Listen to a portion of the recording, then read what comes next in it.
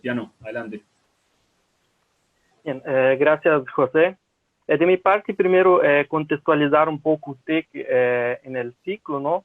Capaz que alguien no conozca UTEC, somos una universidad nueva. Tenemos un perfil extremadamente tecnológico y ese perfil se refleja en las carreras que se dictan en UTEC. Somos una universidad radicada principalmente en el interior del país. Nuestros cursos se dictan todos en el interior del país. Y yo particularmente puedo verificar ese perfil tecnológico de UTEC a partir de mi docencia en el Tecnólogo de Mecatrónica Industrial y también como estudiante del posgrado en robótica y inteligencia artificial dictado por UTEC. Perdón, ¿alguien dice que no está escuchando? ¿Me escuchan algo particular, puntual? Yo sí escucho, Cristiano. Está bien, Sí, bien. estamos bien. Está, yo vi ahí en el chat, creo que es algo puntual. Bien, estaba entonces comentando que yo veo el perfil tecnológico de UTEC principalmente desde el tecnólogo, donde dicto clases y cursos, pero también como estudiante en el posgrado de robótica y inteligencia artificial. Essas duas carreiras del ITR Norte, Instituto Regional Norte de UTEC, situado em Rivera, são as que têm por perfil maior similitud al ciclo, ¿no? Por trabalhar com temas de automatização e robótica. Por ejemplo, TMS tiene una disciplina de robótica, donde los estudiantes aprenden conceptos básicos de robots industriales y también van a aprender a programar robots industriales. Entonces, ahí se percibe la afinidad de la carrera, principalmente del tecnólogo en mecatrónica industrial, con el ciclo de webinar. ¿Es capaz que puede pasar, José, por favor? Bien, yo voy a introducir un poco lo que es un robot y sus partes principales, y después yo paso la palabra a Antoine y Juan Carlos, que son los expertos en el tema, ¿no? Y van a nos destrinjar todas las particularidades del robot, llegando a cómo funciona, cómo se elige un robot. Bien, ¿qué constituye un robot? Bien, un robot industrial se constituye por 4 partes principales. Acá, bien a la derecha, vemos un robot de 6 ejes, o sea, 6 grados de libertad, que creo que es el robot más cercano a todos, ¿no? Si uno piensa en un robot industrial, es bien probable que venga algo similar a esto en mente. Bien, este robot se constituye de 4 partes. La primera parte, el controlador, que es el cerebro del equipo. Ahí se carga el programa y él hace todo el procesamiento y envía la información a los actuadores que están en el robot. Bien, a la izquierda arriba vemos el flex pendant. Ahí la interfaz de comunicación con el robot. Se puede comunicar con el robot tanto por esta interfaz como vía software. Bien, se puede programar el robot desde el flex pendant. Y también vía un software. Después vemos bien a la derecha ahí, como dije anteriormente, vemos el robot propiamente dicho, y bien a la punta del robot tenemos la herramienta. En este caso es una herramienta que diseñamos nosotros por impresión 3D, que constituye de 5 partes, un soporte, un acople, un resort y una caneta, un pincel, perdón. ¿Por qué eso? Porque el robot actualmente tiene función solamente didáctica y de demostración. Entonces, hacemos programas, por ejemplo, como dibujar el logo de UTEC o hacer dibujos en el vidrio para demostrar. Bien, paso ahora la palabra a Antoine, que va a nos explicar mejor cómo funciona un robot y todos sus aspectos ahí. Gracias, Cristiano. Buen día, soy Antoine Schiffer. Bueno, para la gente que ya vieron el primer webinar, ya me conocen. Soy ese ingeniero francés uruguayizado acá, especializado en robótica acá en Genba. Soy tan uruguayo que tomo mate y que digo bo y que tengo una moto y es una Jumbo como cualquier uruguayo, así que estoy bien integrado. Y hablando de integración, bueno, soy integrador de robots en Uruguay. Ayudo a robots a integrarse en Uruguay. Y hoy les vamos a contar un poquito más del tema, como dijo Cristiano, y es una buena introducción que dijo Cristiano sobre cuáles son las partes que constituyen un robot. Hay básicamente tres partes que son, como dijo antes, el teach pendant, el controlador y el brazo en sí. El teach pendant es la interfaz. No sé si se ve mi mouse capaz en la pantalla. Capaz que sí, capaz que no. Sí, se ve. Ah, se ve. Bueno, el teach pendant es la interfaz la herramienta que permite al programador, que es el verdadero cerebro del robot, porque con solo un controlador el robot no va a ir muy lejos. Bueno, el programador va a escribir en un lenguaje de programación las tareas que tiene que hacer el robot. Eso se lo pasa al controlador. El programa hace la translación de unas líneas de código escrito en una serie de 0 y de 1 que lo manda al controlador. El controlador maneja ese programa y transforma esos ceros y esos unos en un señal eléctrico para los motores del robot, los servomotores. Un robot está constituido de varios motores. En ese caso, como pueden ver acá, ahí en la pantalla, una foto real, el robot está constituido de motores en cada una de sus ejes.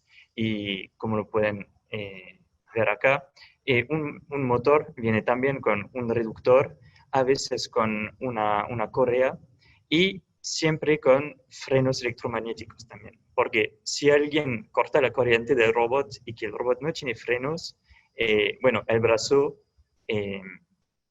estaría cayendo. Pero en el caso de la función de esos frenos es, si alguien corta la corriente, bloquea la posición del robot en la cual está y así permite de no dañar a nadie. Y bueno, lo que pasa es cuando el controlador da una orden de posición a cada uno de los motores del robot, a veces con la aceleración o con la carga que levanta el robot no llega a esa posición. Y entonces, para no tener un sesgo en la posición, hay lo que se llama encoders, que son aparatitos, acá no se ven, están detrás de esa rueda, creo. Son aparatos que miden en tiempo real el ángulo de una parte del robot con la otra. Y entonces puede dar un feedback al controlador para decir, no llego ese motor a la posición que era la posición deseada. Y entonces el controlador ahí rectifica y es un bucle así de cerrada que permite de asegurar que el robot llegue a su posición final.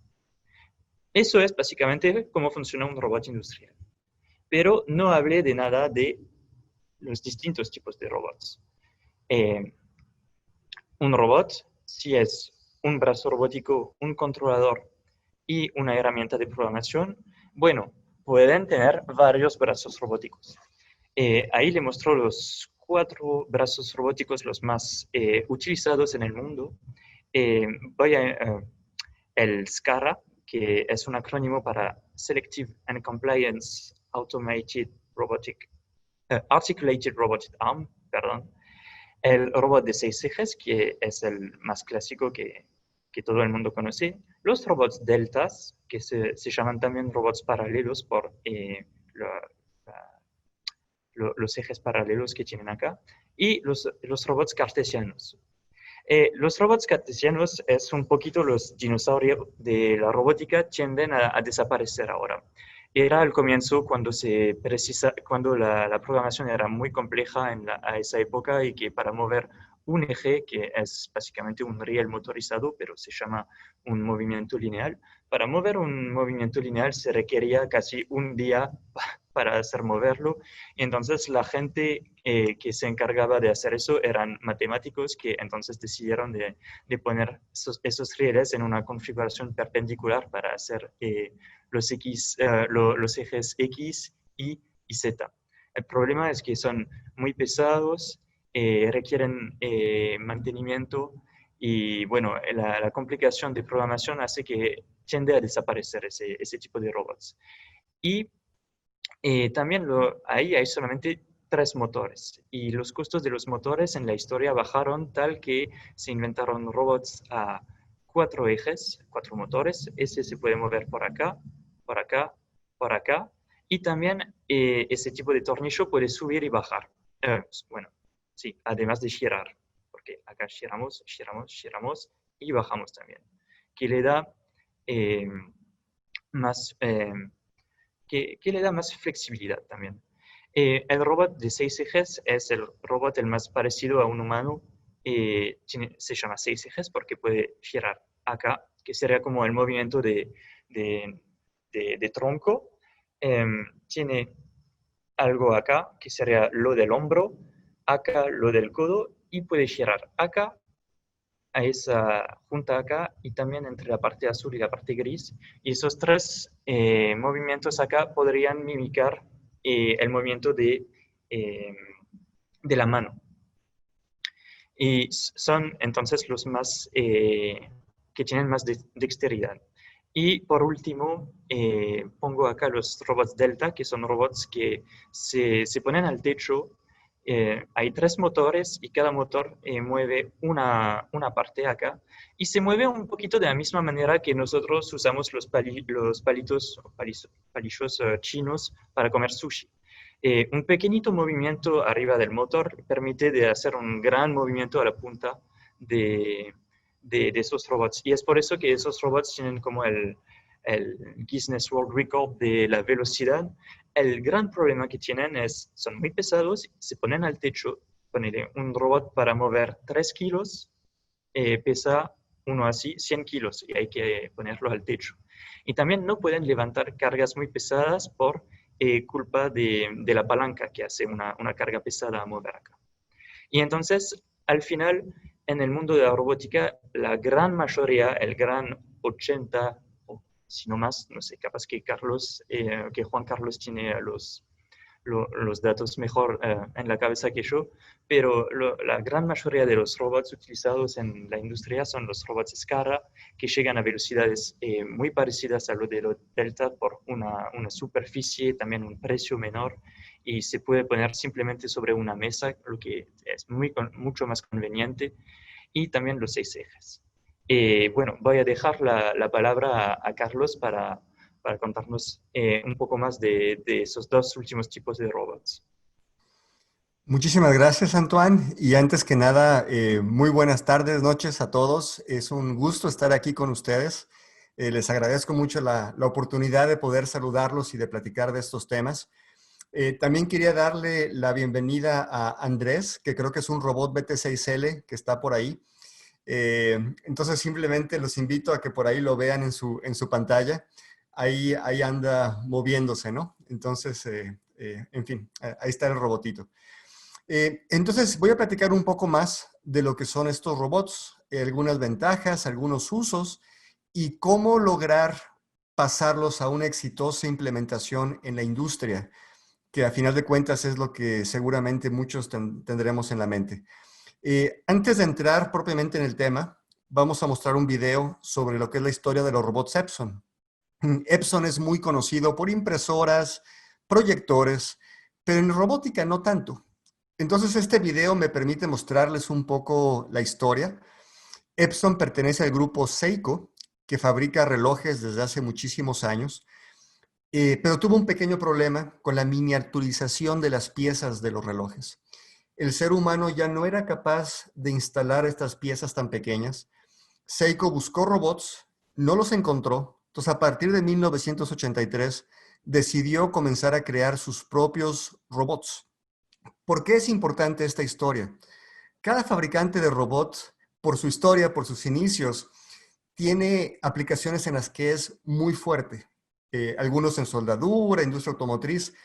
Epson, como pueden ver, viene de la parte de componentes pequeños, movimientos finos, rápidos y precisión. Entonces empieza a evolucionar con robots que se cuelgan del techo, de la pared, robots de 6 ejes, diseños propios, como este que alcanzan a ver, ese robot de 6 ejes que pasó ahí rápido. Y algo importante a mencionar es que todos los productos Epson que ustedes compran son hechos por nuestros propios robots. En este caso pueden ver un robot SCARA que tiene la capacidad de mover piezas de 0.32 milímetros de diámetro. Es decir, piezas realmente muy pequeñas como que complementa lo que decía, ¿no? De que estos robots están hechos para aplicaciones precisas, compactas, de gran velocidad y gran exactitud. Ahora van a ver un poco nuestra línea de producción para cabezas de impresora. Entonces pueden imaginarse que para que la tinta salga y pueda imprimir correctamente en un papel, se requiere una resolución muy, muy fina. Bueno, todo el proceso de manufactura de estas cabezas está hecha con robots 6 ejes, como lo pueden ver acá, y es un proceso completamente automatizado.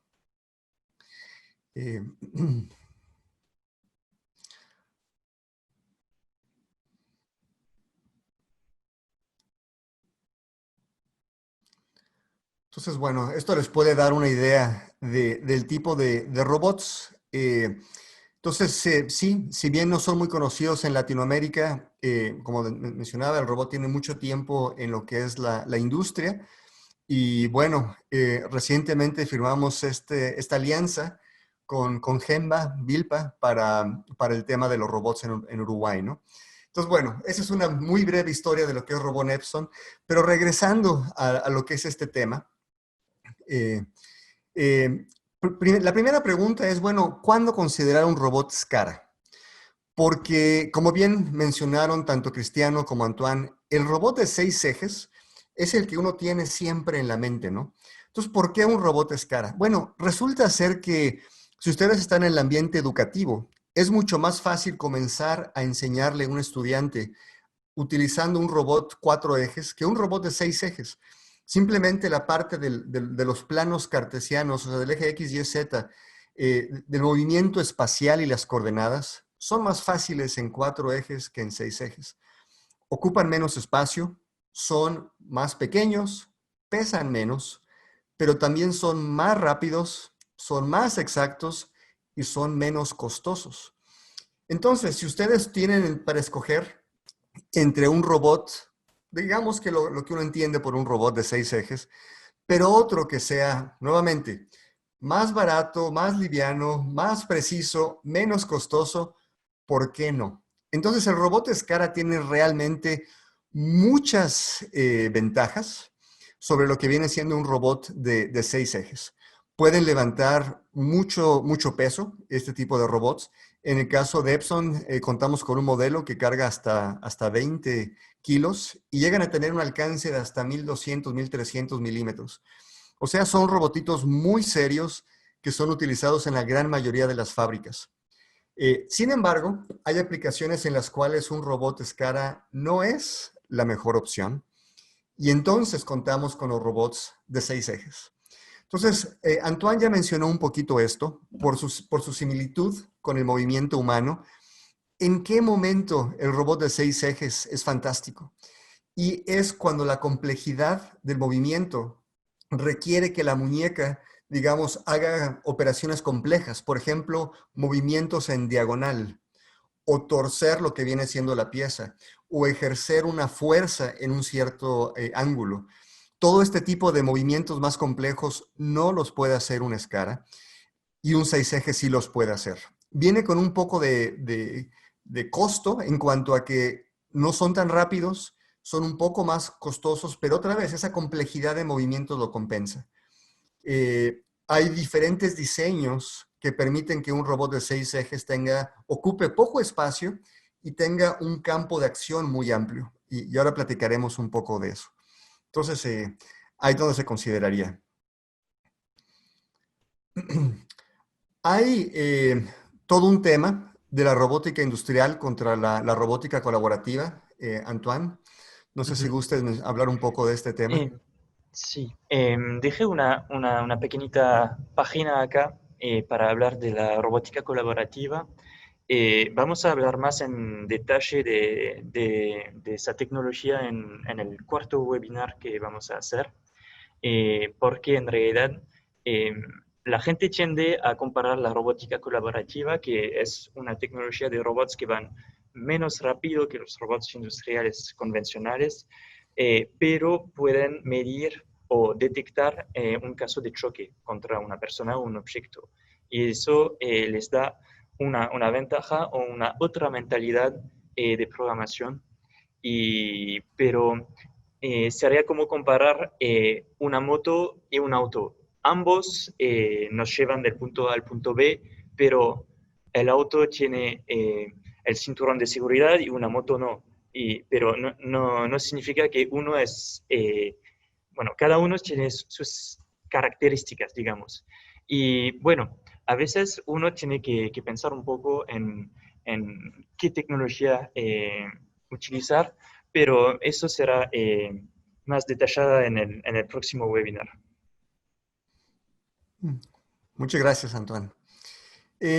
Bueno, entonces, entendiendo un poco las opciones de robots que son las que existen, pensemos por un instante, pongámonos en el lugar de que ustedes quieren usar un robot, desean usarlo, están listos a meter un robot en ya sea su escuela o ya sea su institución educativa o su empresa, su proceso productivo. Entonces, empecemos a hablar un poco de las diferentes premisas que hay que considerar.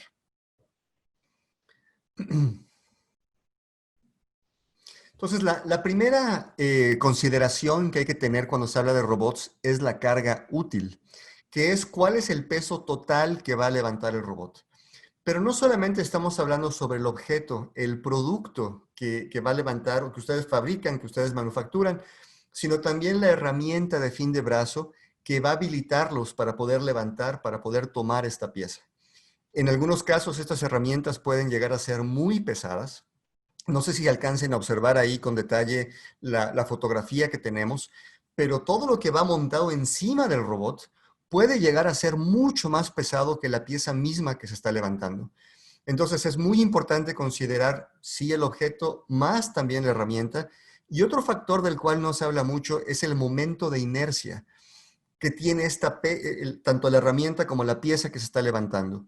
Puede ser una pieza muy ligera, de 1 kilo, pero si tiene un momento de inercia muy grande, es posible que el robot no alcance a frenar o que se estén dañando algunos de los componentes de los cuales se hablaba, como los engranes o los motores, disminuyendo la vida útil del robot. Entonces, primer requisito definitivamente es la carga útil. Como segundo requisito es el área de trabajo donde se va a colocar el robot. Y aquí hay que ver que el robot va a tener que estar integrado dentro del flujo de su proceso productivo. Entonces, como tal, hay que considerar que dependiendo del robot que ustedes elijan, hay algunos que se conocen como all-in-one, que tienen todo integrado. En el mismo robot tienen el controlador, tienen todo listo para ser conectado y ocupan poco espacio. Pero hay otros en los que hay que colocar el controlador ahí al lado y el robot mismo. Mientras mayor alcance tenga el robot, más espacio va a ocupar. Entonces esto puede ser una dificultad. Hay que entender que algunos robots, dependiendo cómo se coloquen, no pueden accesar el espacio que está bajo su propia base. Entonces hay que considerar esas limitaciones para, digamos, que darles la vuelta a ellas. Muchas veces se colocan los robots en el techo o inclusive en la pared misma. La otra cosa importante a considerar es el desplazamiento en la altura del robot. O sea, no solamente en el plano XY, sino también en el plano Z. Y como todo, ¿no? Mientras más se tenga que desplazar el robot, más tiempo va a tomar y entonces más lenta va a ser la operación. Entonces, otro factor interesante a considerar es este, del alcance y el tamaño del área de trabajo. El requisito de los que quizás sean de los más importantes es el tiempo de ciclo. El tiempo de ciclo se refiere a cuántas piezas necesito fabricar, necesito manufacturar por día. Entonces, no solamente se refiere a qué tan rápido tiene que ser el robot, cada robot obedece a un tiempo de ciclo, digamos, es capaz de hacer ciertos ciclos por segundo. Los robots industriales son muy rápidos y estamos hablando de que el más lento que tiene Epson, por ejemplo, tiene un tiempo de ciclo de 0.56 segundos. Entonces, si me lo permiten, ¿cómo se define el tiempo de ciclo? Este es un estándar en la robótica. El tiempo de ciclo se define como 25 milímetros de subida, 300 de desplazamiento, 25 de bajada y de regreso. Entonces, todo ese ciclo, 25, 300, 25 y de vuelta, se logra hacer en 0.56 segundos. Bueno, eso es un cálculo teórico de comparación porque hay que incrementar el tiempo de tomar la pieza, liberarla. Entonces, ese tiempo solo es una referencia. Pero el punto importante es entender si el robot va a ser lo suficientemente rápido o no para cumplir con los requisitos de producción. Y esta variable es muy importante porque usualmente cuando se considera si se justifica o no meter un robot, hay que meter el cálculo de si nos va a ayudar a ser más productivos o menos productivos. Hacer el gasto del robot para ser más lentos de lo que ya somos no tiene sentido. Usualmente se quiere meter el robot para producir más, con mejor calidad y con mayor velocidad. Pero hay que estar seguros de que esto sea así, porque si no lo calculamos bien, puede ser que salga contraproducente. Entonces, el factor del tiempo de ciclo es muy importante. Un último comentario sobre el tiempo de ciclo. Puede ser que el robot sea muy rápido y esa parte se haga muy bien, pero si el resto del proceso es lento, de nada va a servir. Entonces, a veces no solamente hay que analizar el robot, sino lo que está antes y lo que está después del proceso. El cuarto componente es la precisión. Estos robots, los industriales, son también extremadamente precisos, con precisiones de 0.001 milímetro. Efectivamente, 0.001 milímetro. Y ustedes dirán, bueno, ¿para qué quiere uno tanta precisión? Definitivamente, hay veces en las que uno no necesita tanta precisión. Hay aplicaciones educativas donde precisión de centímetros es suficiente, pero hay otras aplicaciones donde estamos hablando de colocar tornillos, de poner pegamento, de poner fusibles, en fin, donde realmente la precisión que puede tener el robot es extremadamente importante.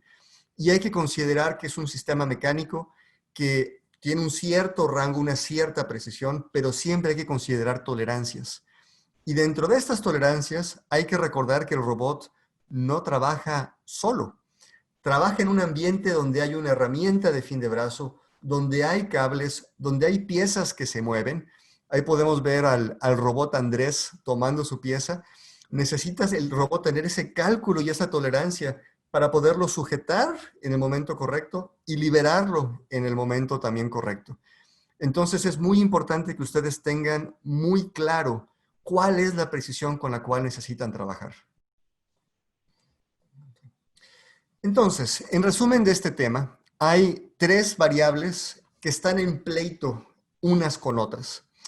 En el mundo perfecto, la precisión, la carga y la velocidad están equilibradas y cada una vive feliz en su esquina del triángulo. En el mundo real, eso no sucede. Y cada uno lucha por ganar, por llevarse la mejor parte, ¿no? El punto es que si son más precisos, seguramente va a ser más lento. Y si cargan más, si ustedes le ponen más carga al robot de lo que viene siendo la carga nominal, entonces para poder compensar los movimientos de inercia y las aceleraciones y desaceleraciones, el robot va a ser más lento. Y estamos hablando quizá de décimas de segundo, pero décimas de segundo multiplicadas por días, por meses, por años, en ciclos continuos, tienen un gran impacto en la productividad de una empresa. Entonces hay que considerar estos factores, tratar de equilibrarlos y tratar de encontrar ese punto perfecto donde al final de cuentas hagan exitosa su aplicación. Perfecto. Entonces, además del robot, ¿qué otras cosas hay que tomar en cuenta? Entonces, hablemos de todo el ecosistema y de todo lo que rodea, lo que está alrededor de un robot. Entonces, lo primero es, bueno, ¿cómo vamos a presentarle la pieza al robot? Nuevamente, en un mundo ideal, la pieza ya viene lista para que el robot lo tome y se lo lleve. En el mundo real, esto no es así. Y usualmente las piezas vienen mezcladas y vienen volteadas y vienen mal orientadas. Entonces, o no están al alcance del robot. Entonces, un ejemplo es el video que tenemos, que el transportador acerca el objeto hasta donde está el rango de operación del robot. O en algunos casos hay ciertos componentes como los bowl feeders o los flexible feeders, que lo que ellos hacen es agitar las piezas, las ponen a vibrar, de tal manera que las piezas se separan, se orientan, se giran hasta que el robot las pueda tomar con la velocidad correcta. Esto es muy importante porque otra vez tiene un impacto en la precisión, en el tiempo de ciclo. Y también hay que considerar que hay otros sistemas como el sistema de visión que sirven para guiar al robot hacia donde se encuentra la pieza y orientarlo de forma correcta. Con el sistema de visión correcto, ustedes pueden saber no solamente que la pieza dónde se encuentra, sino si se encuentra orientada bien o no, y en base a eso hacer un giro. Por ejemplo, en el caso de una escala en el cuarto eje o en la muñeca, en el sexto eje de uno de 6 ejes, para orientarla correctamente. En el tema de seguridad, aquí hay dos cuestiones y ahorita le voy a pedir ayuda a Antoine para el tema específico de Uruguay, pero en general, como se pueden imaginar, es muy importante actuar con seguridad, ¿no? Porque cuando un robot está trabajando en modo lento, no pasa nada, son muy simpáticos, pero cuando uno ve un robot a máxima velocidad, uno se da cuenta de que sí puede uno ser lastimado con un robot de estos. Entonces hay toda una industria alrededor del tema de seguridad. En el caso de los robots Epson, que son los que yo conozco, cuentan con un sistema completamente independiente, solo para manejar el tema de seguridad. Y ustedes ahí conectan el paro de emergencia, que definitivamente para el robot en ese instante, o hay paros que no son de emergencia, como estos que están aquí. Rejas, sensores de proximidad, cortinas de luz, que cuando estos sensores se activan, mandan una señal a este circuito y el robot baja la potencia o hace una pausa, que es diferente a detenerse. Pero también en este tema hay toda una legislación que varía por país y aquí, Antoine, no sé si nos puedas comentar cómo es esto en Uruguay. Sí, totalmente. El segundo tipo de paro se llama un paro preventivo. Es para prevenir de un daño. Sí, no, nosotros en Genba llamamos a UNIT directamente para saber si hay normas específicas para Uruguay. En realidad, para Uruguay hay ninguna, cero normas que especifican cómo hay que instalar un robot. Y en realidad es lo mismo en Brasil, si quieren saber, para la gente de UTEC. Eh, pero existe, bueno, van solamente a pedir de seguir un diseño según las normas de seguridad de máquinas industriales, pero en realidad para un robot es... es mucho más complejo la seguridad en robótica que una máquina industrial. Y simplemente porque una máquina industrial la fabrico una vez, si me aseguro que funciona bien y que está segura una vez, bueno, la puedo replicar y vender más máquinas industriales. Pero en el caso de un robot, cada robot entra en un lugar particular, en un entorno distinto y hace una aplicación personalizada. Entonces, cada vez hay que rehacer como se llama un análisis de riesgo que se hace según un estándar ISO. Un estándar no es una norma, es un convenio entre fabricantes de robóticas y expertos que dicen, bueno, para que un robot sea seguro, tenemos que tener tal criterios. Y eso está escrito en la ISO 10218. Y esa ISO tiene dos partes. Una parte 1, que se llama entonces la 10218.1, que trata de cómo fabricar un robot con elementos de seguridad. Y eso es la parte que cumple Epson con la fabricación de sus robots. Hay un certificado de fábrica que dice, bueno, mi robot cumple con esa estándar. Pero hay una segunda parte, la 10218.2, que se trata solamente de la integración, que dice, bueno, una vez que pusiste el robot ahí y que le pusiste esa herramienta, ¿cómo te aseguras de no dañar a nadie? Bueno, le pongo una reja, ok, pero ¿qué pasa si la alimentación se hace con con neumática que es un gas inflamable? Ah, no, eso es peligroso. Entonces, hay todo un proceso para ver qué tengo que hacer para reducir el riesgo que haya un problema. Y eso es, como le dije, es un estándar, no es una norma, entonces no es obligatorio de hacerlo, pero nosotros en Genba nos involucramos a seguir ese estándar para seguir la exigencia internacional y asegurar la excelencia operativa cuando se pone un robot, porque nadie quiere un robot peligroso. Y bueno, eso lo compartimos los fabricantes de robots y los integradores de robots. De acuerdo, muchas gracias, Antoine. Si me permitís, puedo seguir con esa presentación. También una pregunta que hay que ponerse cuando uno decide de ponerse en la robótica es, ¿qué herramienta le pongo al robot? Y ahí hay dos grandes familias. Me podría comprar como a la izquierda una herramienta hecha por fabricantes de herramientas de robots, y entonces es una herramienta estándar que cumple funciones estándar, pero capaz no va a cumplir con mi aplicación mía. Y entonces necesitaría desarrollar una herramienta solamente para mi aplicación. El ejemplo que ven es una herramienta que diseñamos nosotros vía un software en 3D y después la fabricamos nosotros para las necesidades del cliente. Y bueno, es una pregunta que hay que preguntarse es, ¿qué herramienta le pongo al robot? Ah, ¿pongo una herramienta que funciona con neumática o pongo una pinza en vez de ventosas de succión?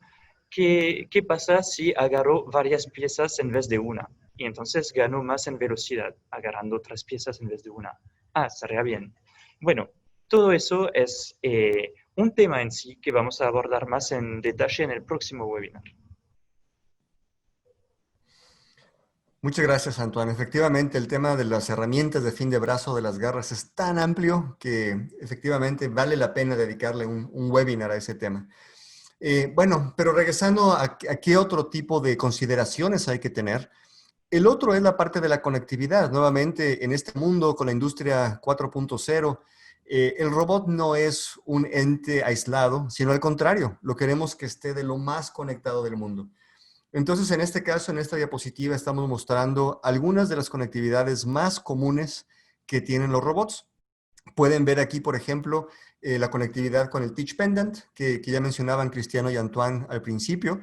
Puede ser que con un solo controlador quiera yo conectarme con varios brazos robóticos. El Euromap, por ejemplo, es un accesorio que se conecta con máquinas inyectoras de plástico para que la máquina inyectora se conecte y controle el robot. Entonces, de esa manera se favorece la automatización. Se mencionó ya un poquito la parte del conveyor tracking para dar seguimiento a bandas transportadoras, sistemas de visión, sistemas de alimentación.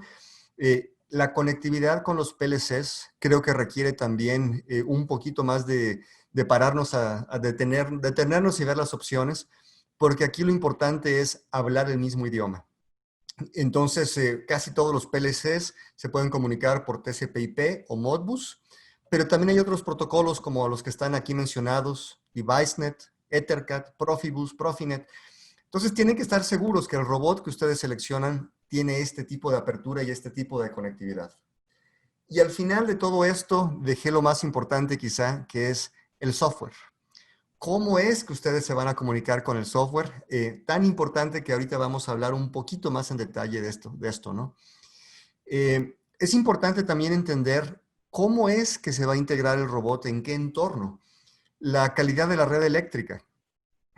Una pregunta que me hacen muy seguido es, ¿qué tanto mantenimiento necesitan estos robots? La realidad es que es muy poco mantenimiento. Pero uno de los motivos por los cuales se dañan inmediatamente es con picos de voltaje. Que como ustedes saben, en nuestro querido Latinoamérica, la calidad eléctrica no es lo mejor. Entonces, usualmente un pequeño estabilizador de voltaje resuelve todo este tipo de problemas. ¿Necesitamos alimentación neumática? Sí o no. Es decir, si la herramienta de fin de brazo va a ser neumática, necesitamos obligatoriamente los compresores. Ahora, queremos que el robot funcione para industria médica o para industria alimenticia. En ese caso lo necesitaremos seguramente para cuarto limpio. El robot que ustedes ven del lado derecho tiene esa como protección que se ve ahí, ese como resorte. Esa es una protección para evitar que la grasa y que los contaminantes del robot caigan sobre el producto.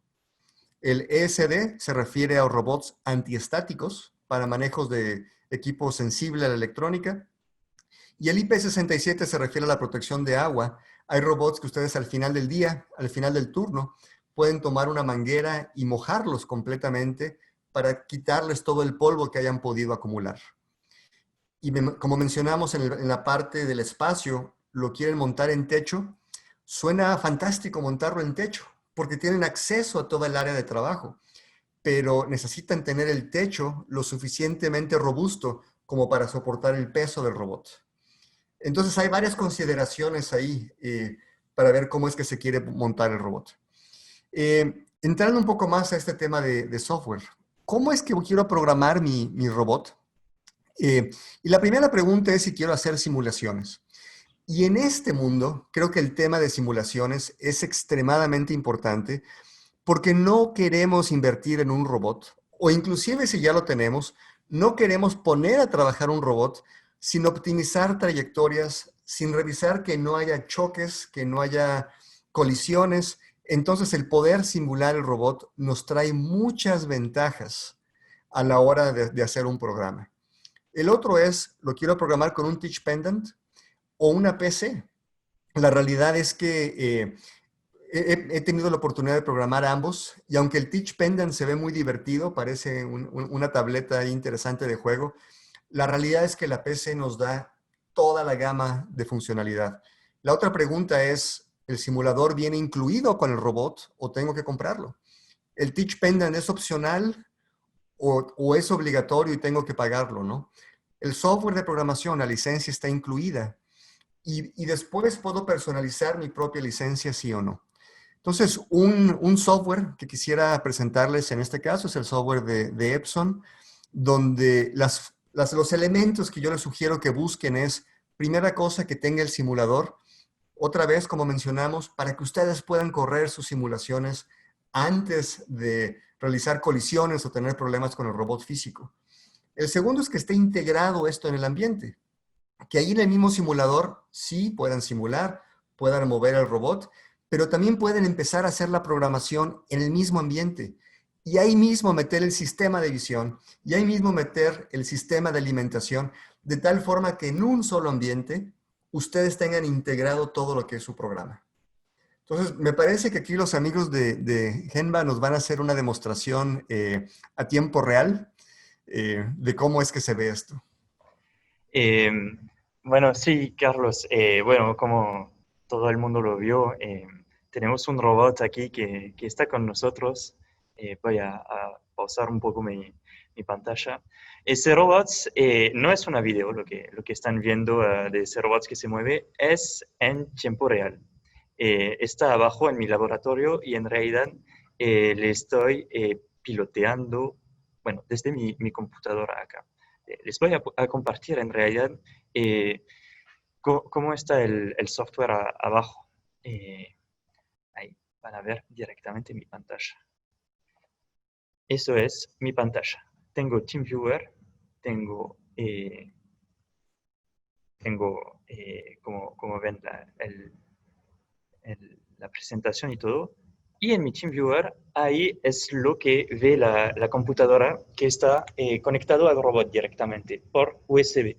Ese software que se llama, bueno, Epson RC Plus, como dijiste, Juan Carlos, nosotros lo usamos mucho, en realidad, simplemente por las razones que dijiste, que en realidad podemos hacer una simulación del robot y después, esta simulación, hay solamente que sacar un check de decir que en vez de usar un robot falso, porque se puede que simulado, me conecto al robot de verdad y hago play con el mismo código, que es el código que ven acá, y con eso es suficiente para ver el robot de verdad. Y es una cosa que a nosotros nos gusta mucho utilizar.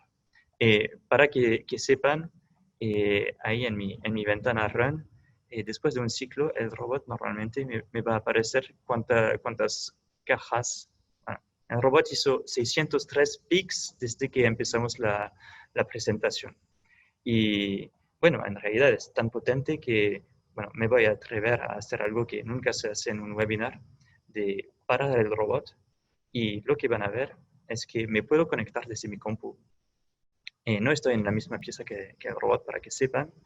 Y en ese software mismo de Epson puedo controlar el robot. Le puedo decir, bueno, robot, muévete hacia arriba. Normalmente lo que van a ver es, en la pantalla veo mi robot moverse, pero también en la vida real lo veo en la cámara, en la webcam, en vivo que tienen, lo ven moverse.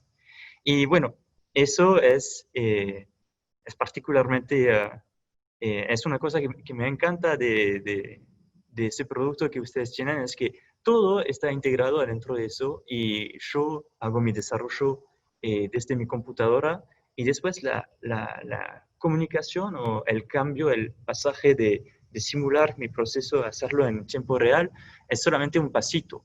Eh, por ejemplo, ahí se ve que pude cargar la herramienta que diseñamos nosotros y la puse directamente en el software y eso me da digo, mucho más facilidad de programar y de imaginarme el movimiento del robot. Bueno, eso es un poquito la demo que quería hacerle.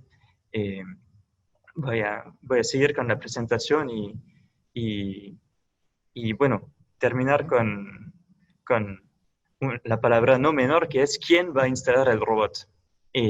Bueno, el robot eh, se, se puede instalar por gente capacitada, si tengo en mi organización gente capacitada para eso, pero también puede ser que no tengo la gente en mi organización para hacer eso, y entonces necesitaría ayuda, y por eso nosotros en Gemba estamos acá. Y lo que es no menor también es quién va a utilizar el robot. El empleado con quien va a trabajar el robot puede capacitarse. eh, Nosotros también damos cursos y más que nada para saber si la gente está capacitada o no para mover el robot. Bueno, simplemente hay que ver si en su currículum aparece UTEC, que es lo más sencillo para saber si aprendió o no a programar un robot acá en Uruguay. Y bueno, como conclusión de ese webinar, quiero que ustedes queden con la mente de seguir 5 pasos claves para la automatización. Los 2 primeros pasos ya los hablamos en el primer webinar, que es saber cuáles los motivos que me ponen a automatizar mi aplicación. Que sea para mejorar la productividad, para ser mejor en calidad o lo que sea, pero hay que saber por qué automatizamos. La segunda es definir y documentar el proceso actual, porque hay que saber de ese proceso para poder explicarlo a otros, porque lo peor que puede pasar es no comunicarse con nadie para hacer un proyecto de automatización. Y eso simplemente porque la gente que está en la planta saben mejor del proceso que nadie más. Puedes ser un jefe de empresa y decir, es muy sencillo de hacer eso, pero siempre hay algo que la gente que tienen la mente y en eso van a saber mejor. Tercero, hay que identificar, como lo vimos, los requisitos para seleccionar el robot. La velocidad, la carga útil, la precisión y el alcance del robot. Eso después de seleccionar qué tipo de robot quiero y ponerlo al buen proceso, a la buena aplicación, tengo que antes anticipar un poquito qué necesito en tema de cómo presento las piezas, qué herramienta le voy a poner, si le pongo sobre el techo, etcétera, si necesito comunicarme con un PLC, si necesito una simulación antes para asegurarme que va a funcionar. Y en última, pero no menor, necesito gente para eso.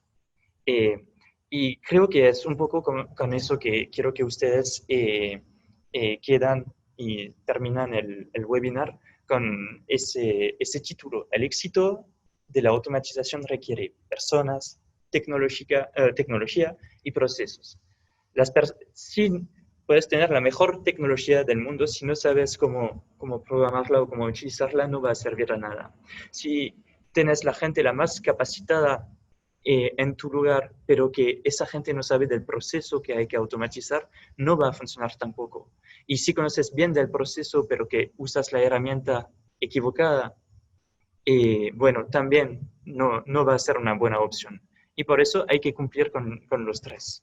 Y, y bueno, para la próxima serie de webinar vamos a focalizarnos un poquito más en las tecnologías con la tecnología colaborativa y las herramientas, pero quedan en la mente con eso, que capaz lo más importante en la automatización son las personas y no el robot.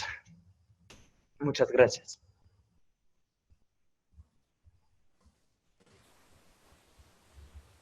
Bueno, si les parece, abrimos un espacio para preguntas, que había varias.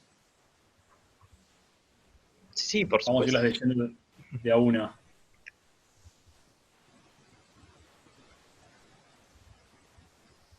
Bueno, unas preguntas de Diego, pregunta si usted que está en Montevideo, qué cursos tienen aquí. Eh, no sé, Cristiano, si querés hacer una evolución un poco genérica para Bien. informarlo sobre los cursos de UTEC. Sí, sí. La formación completa que tenemos, lo mejor es acceder al sitio ahí, vuelvo a compartir, pero puedo comentar de manera rápida, ¿no? Tenemos 3 institutos regionales: el Instituto Regional Norte, Ciudad de Rivera, el Centro, el Instituto Regional Centro, en Durazno, y el Instituto Regional Suroeste en la ciudad de Frei Bento. Y después el suroeste tiene algunos otros polos como Mercedes, Paysandú, donde dictan algunos cursos, Polonia también. Bien, de formación en el Instituto Regional Norte, donde estoy ubicado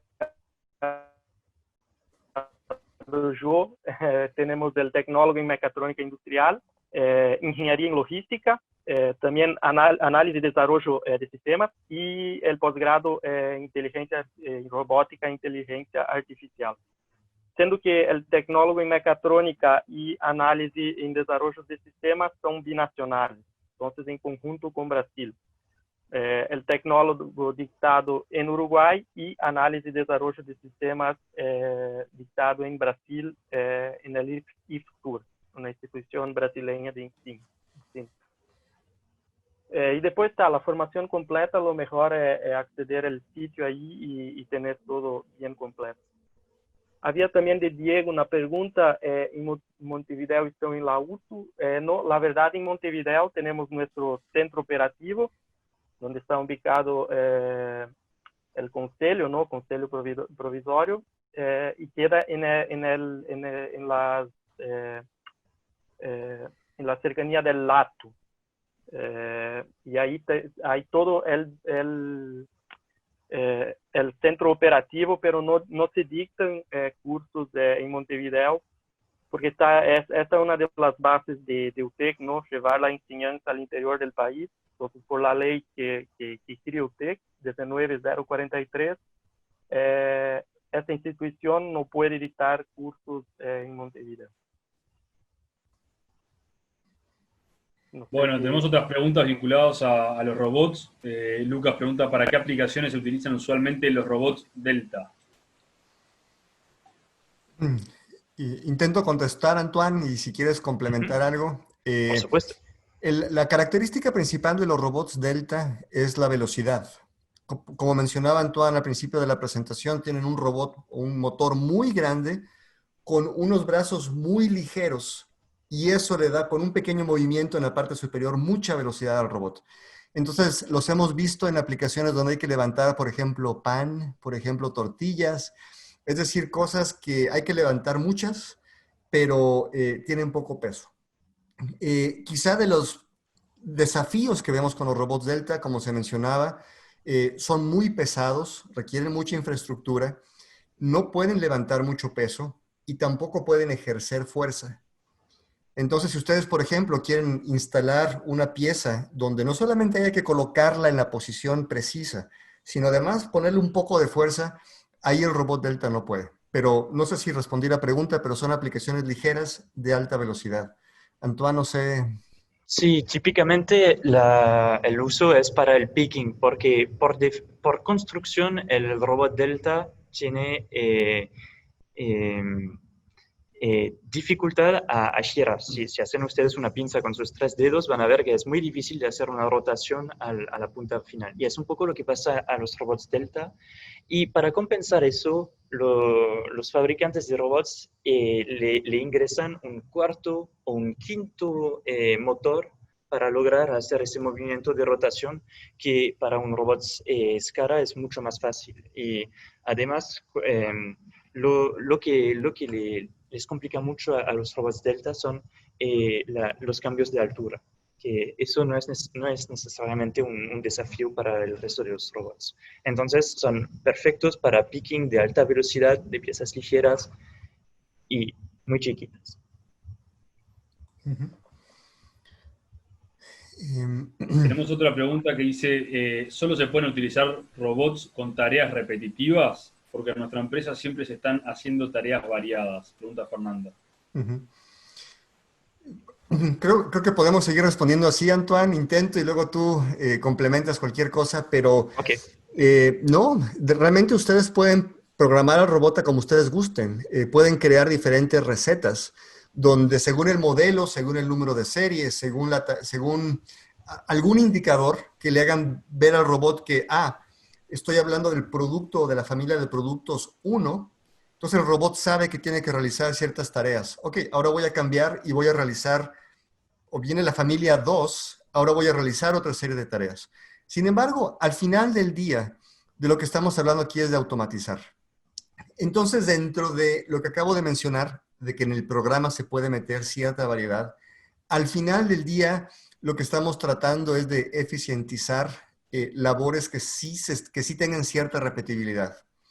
Y yo creo que en la mayoría de las empresas, aún así haya tareas variadas, modelos diferentes y demás, hay una cierta rutina y un cierto ciclo. Eh, Me costaría trabajo entender una empresa donde hicieran completamente diferente los procesos día a día, ¿no? Entonces, pero bueno, espero haber respondido la pregunta en cuanto a que con programación se le pueden cargar diferentes recetas al robot. Sí, para complementar, lo que me gustaría decir es, un robot hay que verlo como una herramienta y no como una máquina. Porque una máquina a paletizar va a paletizar. Y, y cuando no necesito paletizar, es inútil esa máquina. Un robot no es lo mismo. Puedo utilizar y programar el robot para paletizar cajas, pero en el día en el cual no necesito más paletizar, me queda el robot y podría cambiar la herramienta y ponerle un destornillador y ponerle en un otro lugar de la planta para hacer una otra tarea completamente distinta. Y es ahí que eso es el gran cambio de mentalidad que hay que tener. Y en realidad los robots son ahora más y más fácil a programar y a reprogramar que es muy fácil de hacer un cambio de programación. Eh, la verdad es como abrir a veces me cuesta más abrir una nueva película y encontrar los nuevos subtítulos que de cambiar mi programa del robot, porque para el robot arriba en el software hay escrito File, Open, Project, y ahí selecciono el proyecto que quiero y Play. Y, y ahí sé que va a funcionar. Para las películas a veces se pone Play, no hay subtítulos. Bueno, perdón, me divago, pero me disperso. Pero sí, los robots pueden perfectamente utilizarse para tareas menos repetitivas. En realidad es ahí que para nosotros el mejor del arte es usar el robot para hacer varias cosas.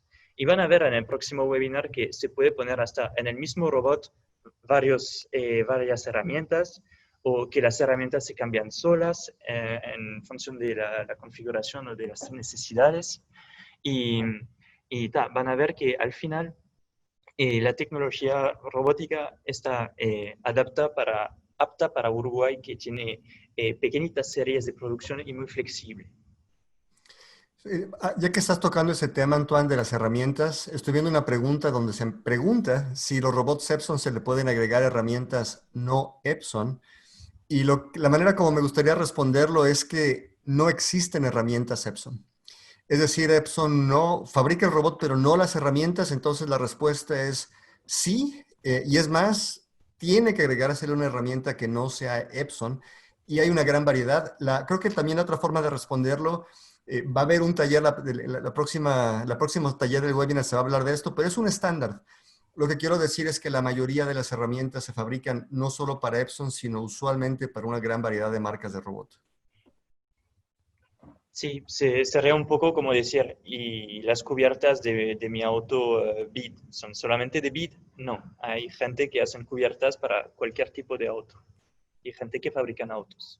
Es un poquito lo mismo en ese caso. Bueno, yo veo una herramienta de Igor que dice: los robots cartesianos pueden tener su movimiento por cilindro neumático o solo cilindros eléctricos. Bueno, en realidad el problema si se hace con neumática es que no se puede medir y no se puede pilotear con precisión la posición. O es bastante difícil con neumática. Y por eso la tecnología eléctrica es siempre la mejor para la precisión. Se podría armar un simili robot cartesiano con neumática, pero típicamente lo que va a hacer es ir completamente de un lado del cilindro que empuja del pistón o completamente de un otro lado. Así que se podría hacer, no se hace y no creo que hay gente que se dedica a fabricar robots con neumática. Yo no conozco. Hay una pregunta muy interesante aquí que pregunta cuáles son las principales limitantes para que los sectores de actividad incorporen esta tecnología. Creo que es una pregunta muy, muy interesante y no creo que haya una sola respuesta. Creo que hay varios motivos. Creo que la primera y la principal limitante es un desconocimiento de qué son los robots y cómo ha avanzado la tecnología. Lo que era un robot hace 5 o 10 años no es lo que es un robot hoy. Me topo con muchos clientes que me muestran monstruos de robot que pesan más de 1 tonelada y me los muestran y me dicen: mira, Juan Carlos, aquí está la subestación eléctrica para controlar el robot, ¿no? En aquellas épocas se requería una gran infraestructura, todo un equipo. La tecnología ha avanzado a tal punto que hoy la robótica es mucho más accesible y más fácil de programar. Entonces, creo que la limitante número 1 es el poder entender qué es lo que la tecnología puede hacer hoy con nosotros. Tiene tantos beneficios como limitaciones también. Entonces, hay que entender las dos partes. El segundo que yo veo, y para compartirles solamente 2, como dijimos ahorita en la presentación, se requiere un gran entendimiento del proceso y de lo que queremos automatizar. Si no entendemos muy bien qué es lo que queremos automatizar, no vamos a poder calcular el retorno a la inversión, no vamos a poder justificar el precio del robot, no vamos a poder justificar la ingeniería. Es decir, necesitamos realmente entender muy bien el por qué, exactamente qué es lo que queremos automatizar, para entonces justificar todo lo que va a ir alrededor y que al final de este experimento haya una automatización exitosa. Exactamente, concuerdo contigo. Porque la mayoría del tiempo un factor limitante también es no conocer el proceso, como dijimos. Y todo el mundo piensa que los robots van a sacar trabajos, porque es una cosa que se ve en la ciencia ficción desde el comienzo, que los robots van a destruir al humano y todo eso. Pero en realidad estamos todavía a años luz de que pasa eso. Porque si fuera tan sencillo de sacar el trabajo de la gente con robots, McDonald's, que es simplemente hacer una hamburguesa, no no pagaría ningún humano, pero habría solamente robots. Y hacer una hamburguesa para nosotros, que es bien sencillo, para un robot es muy lejos de ser complicado. Muy lejos de ser sencillo, perdón. Y entonces eso es un poco el limitante, es que la gente reducen el proceso, lo simplifican tal que después piden a los fabricantes o los integradores de robots de hacer un robot que puede, no sé, que puede hacer casi todo el proceso en 3 segundos, que si lo miras en tiempo real, ¿cuánto te requieren tus personas? Son 3 empleados que lo hacen en 15 minutos y quiero hacerlo en un minuto con un robot. Bueno, hay que ver qué tipo de proceso es para que tengas la motivación de reducir tanto el, el tiempo de ciclo o tu tiempo de producción, que te hace pensar que puedes hacer eso. Para mí eso es una de las limitantes. Antonio, hay varias preguntas respecto al software. ¿Qué puede hacer el software, la simulación? Entonces, tratando de responderlo, ustedes pueden o sea, los robots ya vienen obviamente cargados en lo que es el simulador. Y en el simulador del RC Plus, ustedes pueden armar herramientas burdas, porque tienen ciertos objetos básicos. Tienen rectángulos, tienen círculos, tienen líneas, entonces con eso pueden armar herramientas, pero necesito como que aclarar que van a ser herramientas, tal cual lo dije, ¿no? Burdas. Si quieren usar una herramienta fina, lo mejor es importarlo de SolidWorks o de CAD, y entonces van a quedar herramientas fantásticas.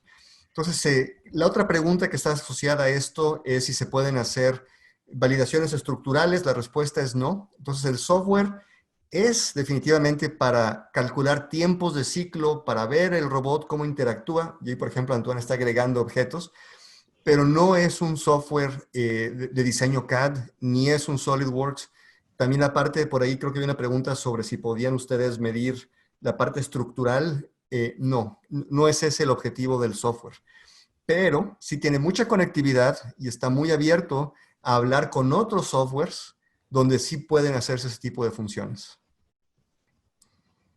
Sí, perfectamente. El simulador de Epson, en realidad, cuando uno simula un proceso robótica, no es necesario de simular toda la vida real. Primero, porque lleva demasiado tiempo, y segundo, porque simular todo, hasta los cables que salen del robot y que en realidad no molestan para nada porque ya están bien sujetados.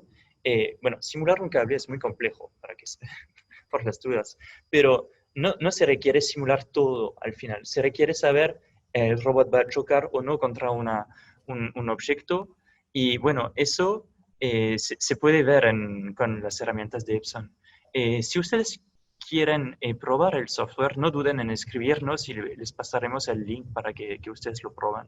Pero el software de Epson tiene una cosa que a mí me gusta mucho, es un detector de colisión, y ahora no me acuerdo dónde está, pero si me muevo en mi simulación, ahora no puedo porque estoy conectado con el robot, robot de verdad, pero el simulador, si el robot se mueve y que choca o que se encuentra en contacto con un objeto que cree un objeto, una forma sencilla, o sino que importe un modelo CAD, como se podría hacer, el robot se pone en rojo y me dice, choqué contra un objeto simulado. Y entonces ahí me llama la atención, sí, claramente hice mal el movimiento, debería hacer un movimiento para esquivar ese objeto acá. Eso es el gran punto y la gran utilidad de ese software. No es de simular toda la planta industrial en el software de Epson.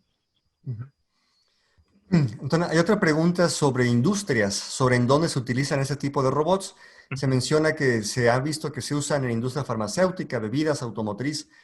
Efectivamente, yo agregaría que también se utilizan en industrias, por ejemplo, de productos de belleza, de productos de uso personal, en el tema de cosméticos, en el tema de piezas mecánicas.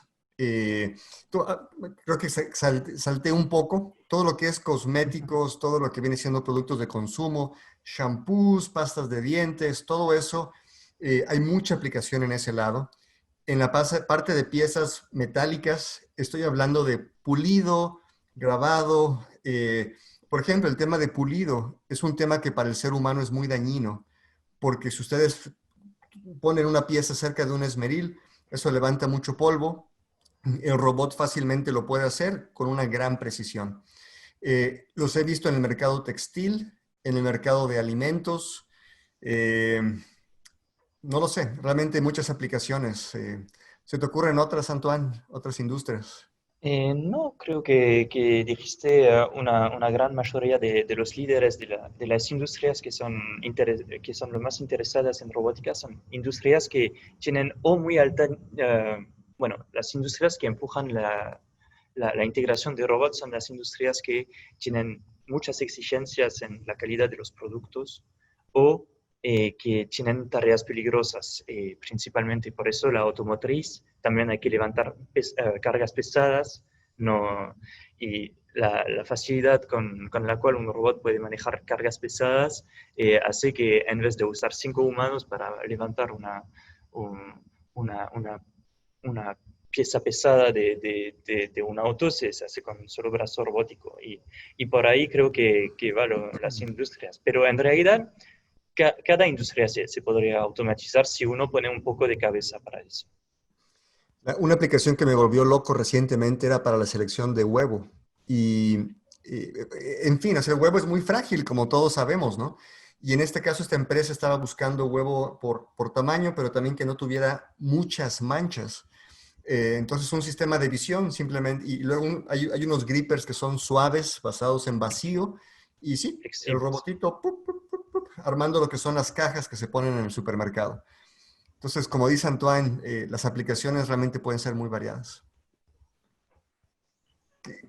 Creo que contestamos todo, no sé, una disculpa por ahí si se nos fue alguna pregunta que no vimos, no sé si se nos haya escapado alguna.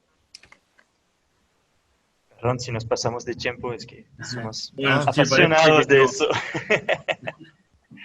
Parece que por ahora no hay preguntas nuevas. En todo caso, igual como dijimos en la edición anterior, en caso de tener consultas, dudas puntuales, tanto para UTEC como para Gemba, se pueden contactar a los mails que aparecen en todas las piezas gráficas de difusión del ciclo de webinars. Ahí pueden dirigirse y se les van a responder las consultas que tengan. Así que bueno, si les parece, dejamos hoy por aquí. Nos volvemos a contactar en 2 semanas con la nueva edición. Gracias, Juan Carlos, por acompañarnos desde allá. al Muchas contrario, gracias, Cristiano. un gusto estar Muchas por allá. gracias, Juan Carlos. Un gusto. Fue un honor. Mucho gusto, al Gracias a contrario. ustedes. Saludos. Bueno, y hasta la próxima entonces. Gracias a todos por acompañarnos hoy. Gracias, hasta luego. Gracias, Antoine, también. Gracias. Muchas gracias.